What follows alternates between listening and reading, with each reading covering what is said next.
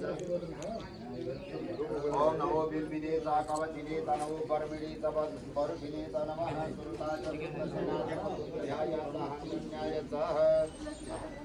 यहाँ ध्रुव पनि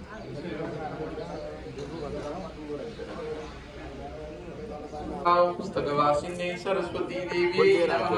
ओम शुक्लां परम विचार सार परमा माध्यम जगत व्यापिनीं वीणा पुस्तकधारिणीं वेदां दण्डकारपहं हस्ते स्फाटिकमालिकां विदधतीं पद्मासने संस्थितां माइलोको टाउको त्यस्तै छ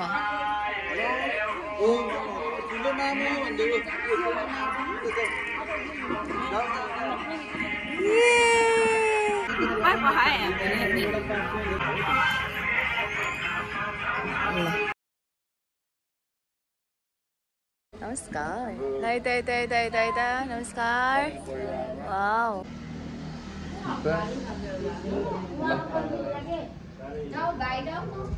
हामी त यता बस्ने आफ्नै हो हामी त यहाँ कामसुट गरि ढिलो नपलाएको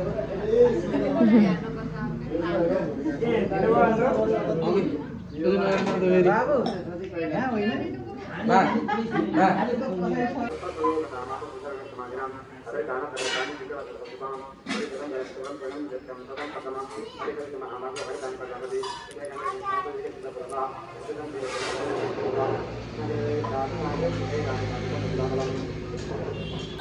कसले बनाए आफै बनाउनु होला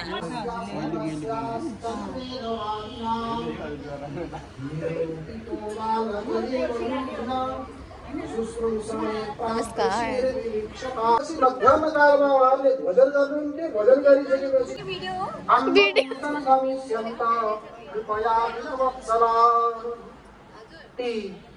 संत महात्माले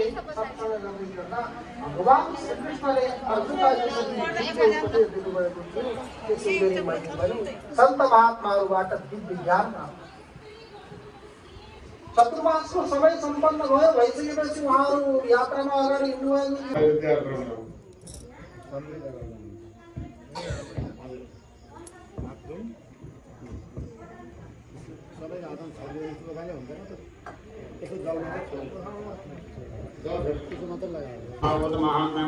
प्रथम पारायण प्रार्थ्यते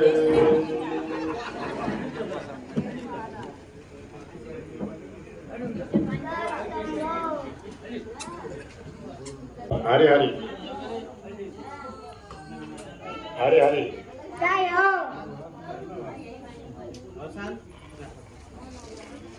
ओम सच्चिदानंद रूपाय विश्व अनारस पनि छैन जस्तै दिवसा कथामा आएको थियो दुःख मान्नु भयो कुन्ती माताले अथवा भगवान कृष्णकी फुपूले दुःख त मसँग छैन भगवान के अरे फुपू दुःख मसँग छैन जहाँ भगवान हुन्छ त्यहाँ दुःख हुँदैन सुखै हुन्छ अब तपाईँ हामीले सोध्न सक्छौँ त्यसो भए हामीले दुःख किन परेको त नि पर्न त परेको छैन आफ्नो बानी छ क्या जति सुख भयो दुःखै गर्ने हामीलाई किन दुःख परेको त भने चाहिँ आफ्नै कर्मले ल्याएको दुःख थियो भगवानले दिएको दुःख हो अघिल्लो जन्ममा कसैलाई केही गरेका थियौँ भने त्यही गरी भोग्नु पर्ने हुन्छ कसैलाई दुःख दिएका थियौँ त अहिले दुःख पाउनु पर्ने हुन्छ नमिठो वचन बोल्यो भने अहिले नमिठो वचन बोल्न आउँछ कसैको वचन हुन्छ नि कि कसैसँग बोल्दैन पनि बोलेपछि खोजेर बोल्छ के भने पहिला जन्मकै हो मैले ल्याएर आएको उसले मिठो बोल्नु भन्दा पनि मैले आउँछ त्यही भित्रबाट त्यो भगवानको दोस्रो रूप छ चित जो जहाँ समयभरि उज्यालो छ अनि त्यसको रूप छ आनन्द रूपाय अर्को भगवानको छ आनन्द रूप जो आनन्द यो पृथ्वीमा रहेका धेरै आनन्दहरू छन् छोरा जन्मेन भनेर धेरै परिश्रम गरेर गणेश प्राणलाई छोरा जन्मेको एउटा आनन्द आयो अनि त्यसपछि फेरि 5-6 वर्ष जन्मेन एउटा मात्रै हेर्दै एकल काटेको फेरि आनन्द आयो त्यो आनन्द पहिला रूप भयो फेरि अर्को छोरी जन्मी अहिले ठिकै भयो त्यहाँ पनि टिका लाउन फेरि भयो जाति भयो भन्यो अर्को आनन्द नि आयो अनि केही छोडेपछि छोडेर व्रतबन्ध गर्ने बेला भयो को सबैले हात बस्न व्रतबन्ध गर्ने भन्छन् बोडी के हुन्छ केटो ताउसिन्छ कि अरू फेरि केटो ताउसिन्छ पनि ऋषिमुनिका पाला हात बसेर व्रतबन्ध गरेर आएका छन् झन् तगडा छन् अहिले तपाईँ हामीले के हुन्छ त 22 वर्षमा व्रतबन्ध गर्छ आज व्रतबन्ध भोलि के गर्ने व्रतबन्ध गर्ने बेलामा सबै कुरा खान सिकिसकेको हुन्छ क्या उसले अनि किन बचाउन गर्छ देखावटे बिहा गरेर अरूको बचाउन गरेको त्यसो भएको हुनाले जे कुरा नि समयमा गर्नु पर्यो समयमा गर्यो भने सबै कुरा हुन्छ हामी प्रसङ्गमा थियौँ आनन्द रूपाय व्रतबन्ध गर्ने बेलामा व्रत गर्नु पर्यो एउटै सानो केटी भिराइदिन भए सुखसित मर्न हुन्थ्यो भन्नुहुन्छ बुढी आमाले फेरि त्यो पहिलाको आनन्द नि गयो अर्को कन्टा आइलाग्यो त्यसको बिहा पनि भयो अर्को आनन्द फेरि एकछिन आयो अनि फेरि नाति चाहियो हेर्नु त छोरो चाहियो भन्दा अहिले सुख छ जीवनमा त्यो दिउँसो पुग्यो भन्नुभएको थियो नि दुःखको खल्टा आएर सुख बुझ्नु भनेको मूर्खता हो यहाँ कहिले पनि सुख आउँदैन यहाँ त धेरै कन्टा आउँछन् धेरै आनन्दले बिच आउँछन् तर यहाँ भनेको आनन्द के हो त भने यो सधैँभरि कहिल्यै पनि दुःख नआउनु सधैँभरि आनन्द भइराख्ने त्यस्तो आनन्द छ कहाँ भने भगवान बस्ने ठाउँमा अथवा वैकुण्ठ ठाउँमा वैकुण्ठ भनेको कहाँ हो यही भित्र पनि हो वैकुण्ठ भगवान यही बस्नुहुन्छ नि अब भगवान यहाँ कसरी बस्नुहुन्छ त भगवान खोज्न किन हिँडेको त नि फेरि यहाँ यही भगवान छ भने किन हिँडेको भने यहाँ भगवान हामीले बोलाएर ल्याएर आएको होइन यहाँ त आफै आएर बस्नुभएको हामीलाई धान्नको लागि हामीलाई गराउनको लागि आएर बस्नुभएको तर हामी त वहाँ जानु छ नि वहाँ जानको लागि पहिला यहीँकालाई चिन्नुपर्छ यहीँकालाई चिन्नको लागि पहिला बाहिर भक्ति गर्नुपर्छ तीर्थव्रत आदि इत्यादि गर्नुपर्छ अनि भित्रकालाई चिनिन्छ भित्रकालाई चिनेपछि यो त भगवान आफै आएर मलाई धान्नको लागि बसिरहेछ म खोज्नको लागि त हुँ जानुपर्छ भन्ने ज्ञान हुन्छ अनि बल्ल ज्ञान भयो भने बल्ल भक्तिबाट सुरु हुन्छ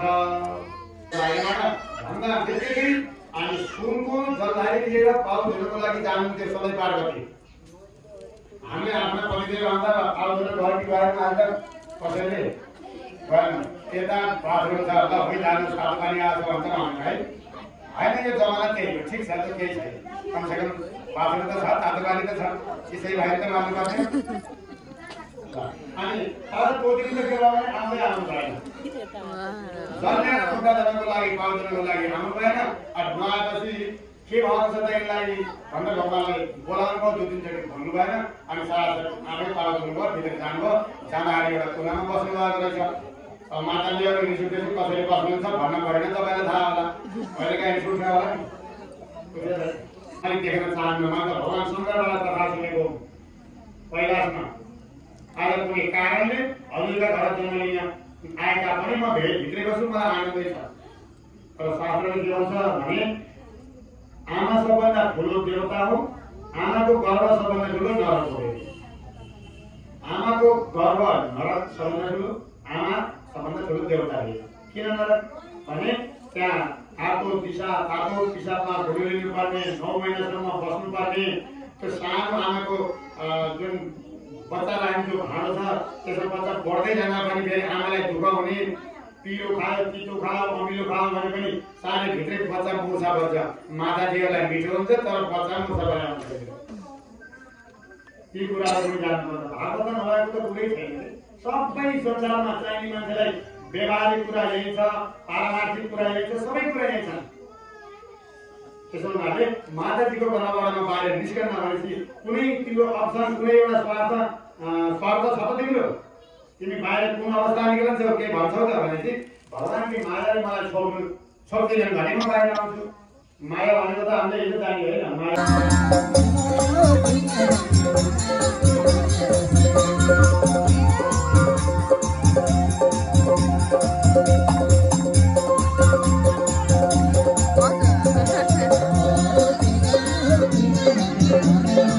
Ha ha ha.